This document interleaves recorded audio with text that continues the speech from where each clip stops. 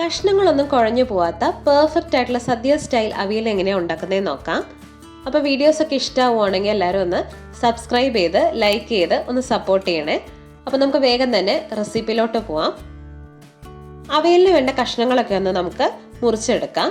അപ്പോൾ കട്ട് ചെയ്യുമ്പോൾ ശ്രദ്ധിക്കുക, എപ്പോഴും നീളത്തിൽ തന്നെ ഒരേ വലുപ്പത്തിൽ കട്ട് ചെയ്യാൻ ശ്രദ്ധിക്കണം. ഇനി നമുക്ക് ഒരു ചട്ടിയിലോട്ട് 100 ഗ്രാം ചേന നീളത്തിൽ അരിഞ്ഞത് ചേർത്ത് കൊടുക്കാം. ഒരു വലിയ പച്ചക്കായ,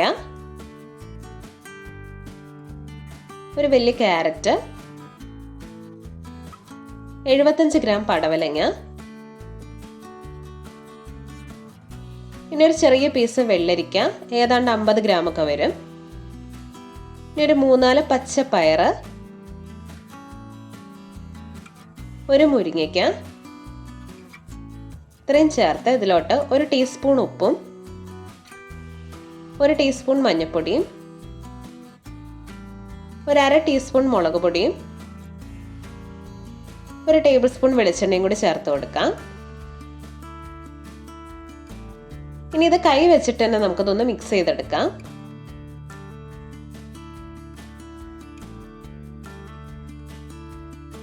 വെള്ളരിക്ക ചേർത്തത് കാരണം എക്സ്ട്രാ വെള്ളം ഒഴിക്കുകയൊന്നും വേണ്ട.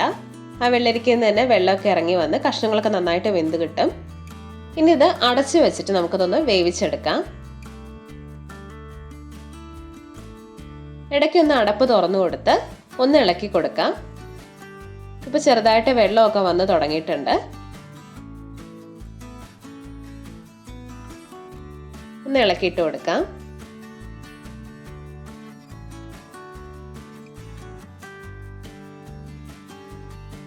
കഷ്ണമൊക്കെ ഒന്നുകൂടി ഒന്ന് വെന്ത് വരട്ടെ. അപ്പോഴത്തേക്ക് നമുക്ക് ഇതിലോട്ട് വേണ്ട അരപ്പൊന്ന് തയ്യാറാക്കാം. ഒരു ജാറിലോട്ട് ഒരു 2 പിടി നാളികേരം ചേർത്ത് കൊടുക്കാം. എരിവിന് വേണ്ട 2 പച്ചമുളക്, ഒരു 1/2 ടീസ്പൂൺ ജീരകം, ഇത്രയും ചേർത്ത് ഇതൊന്ന് ചതച്ചെടുക്കാം. ഒരുപാട് അരഞ്ഞു പോവരുത്, ചതച്ച് തന്നെ എടുത്താൽ മതി.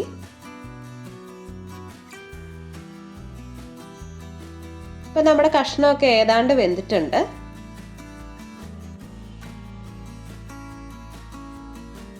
ഇനി ഇതിന്റെ നടുക്ക് ഇങ്ങനെ കുറച്ച് സ്ഥലം ഉണ്ടാക്കി നമ്മൾ ചതച്ചെടുത്തേക്കുന്ന അരപ്പ് ചേർത്ത് കൊടുക്കാം.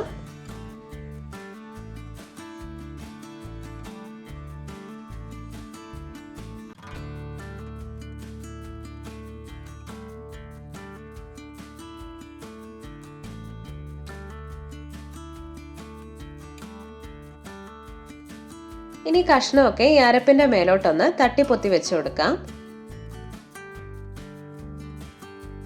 എന്നിട്ട് ഇതൊന്ന് അടച്ചു വെച്ച് ഒരു 2 മിനിറ്റ് ഇതൊന്ന് ചൂടാക്കി എടുക്കണം. അപ്പോഴേക്ക് ഈ നാളികേരത്തിന്റെ പച്ച മണമൊക്കെ പോയി ഈ കഷ്ണത്തിലോട്ട് ഈ അരപ്പ് നന്നായിട്ട് പിടിച്ചു കാണും.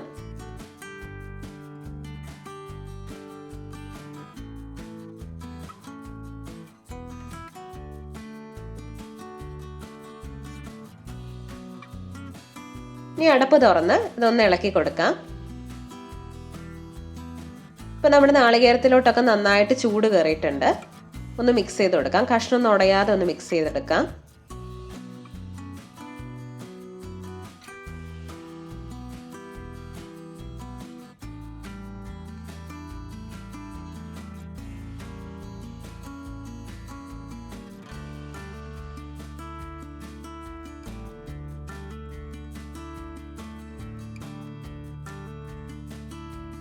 ഇനി ഇതിലോട്ട് അധികം പുളിയില്ലാത്ത 2 ടേബിൾ സ്പൂൺ തൈര് ചേർത്ത് കൊടുക്കാം.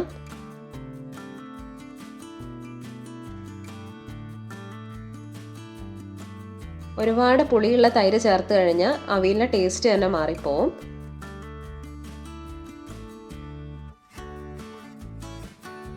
കഷ്ണം ഉടഞ്ഞു പോവാതെ ഒന്ന് മിക്സ് ചെയ്തെടുക്കാം.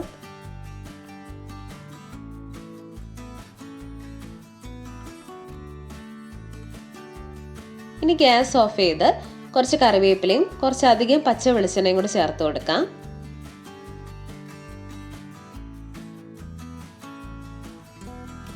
ഈ പച്ച വെളിച്ചെണ്ണയും കൂടി ചേർത്ത് ഇതൊന്ന് മിക്സ് ചെയ്തെടുക്കുന്ന സമയത്താണ് ഈ അവിയലിന് നമ്മുടെ സദ്യയിൽ വിളമ്പുന്ന അവിയലിന്റെ ആ ഒരു സ്മെല്ലും ആ ഒരു ടേസ്റ്റും ഒക്കെ കറക്റ്റായിട്ട് വരുന്നത്. അപ്പോൾ വെളിച്ചെണ്ണ തന്നെ ചേർത്ത് കൊടുക്കാൻ ശ്രദ്ധിക്കണം. കഷ്ണമൊന്നും ഉടഞ്ഞു പോവാതെ ഒന്ന് മിക്സ് ചെയ്തെടുത്തു കഴിഞ്ഞാൽ നമ്മുടെ സദ്യ സ്റ്റൈൽ അവിയൽ റെഡി ആയിട്ടുണ്ട്.